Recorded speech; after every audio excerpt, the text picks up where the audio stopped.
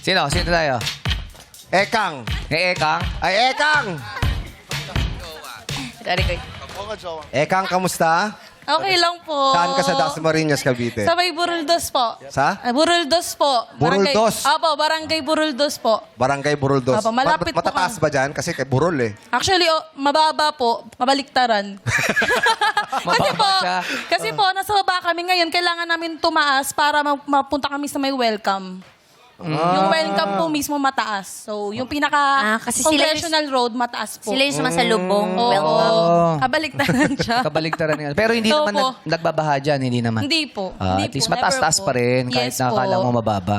Never po nagbaha. Anong pinagkakabalaan mo sa buhay, Ekang? Ano po, before po, dati po akong sales lady. Ngayon po, raketera na po ako ngayon. Minsan, Ano mga racket mo? Ano po, marami po. Marami po. Hair color din. Ay, hindi po. Hindi. Hindi kaya. Ano po, dati po akong, ngayon po, nagtitinda po ng manok sa palengke. Okay. Minsan po, nag-sales lady po ako sa Tiangge, tapos Ukayan. Tapos, minsan din po, nakakanta po ako sa mga birthday event po. Pero mga family event lang naman po yun. Tapos, binabayaran lang nila ako ng minimum amount. Ganun. Pwede ba mag-sample ka ng Ay, outfit? pwede naman po. Oy, game, game, Kahit game. chorus na ako. Pero bayaran mo din siya ng minimum amount. Hindi, pero wala naman siya sa birthday. Wala. Pero Sige, dapat- for free na lang muna to. Dapat yung kanta mo may kinalaman sa manok. Tsaka Yan, yung- sa mga ginagawa mo sa buhay. Sige, lalagyan ko na lang ng lyrics ng manok. Yan, Sige, sige ba? sige. Freestyle lang. So tell me, where do I start? 'Cause it's breaking my heart, and don't let her go. Manok is my love, someday he'll came. Only heaven knows. Wow. And maybe Manok will find Maybe Manok, maybe Manok. Sisig. Only heaven knows.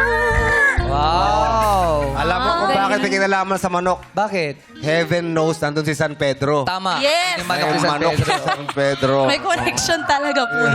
May Pero connection. bakit si Ekang ang daming ginagawang racket sa buhay?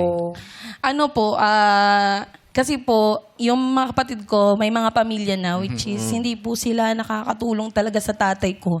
Yung parent ko po kasi nag-iisa na lang kasi last 2024 po namatay. So, kailangan ko po maging hardworking po. Ikaw ba ang breadwinner sa family? Hindi naman po totally breadwinner. Dalawa po kami ng sister ko na bunso. Nag-aaral po kasi siya habang nagtatrabaho. Wow. So, ako na lang yung pinakasandalan niya para alagaan yung tatay namin. Lalo po ngayon na nagkasakit. Ganun. Oh, pero may problema tayo ngayon. Walang sandalan ngayon yung kapatid mo. Nandito ka. Oo nga Oo, po eh. nako, baka Kinat ko naman po. Baka tumamba yun.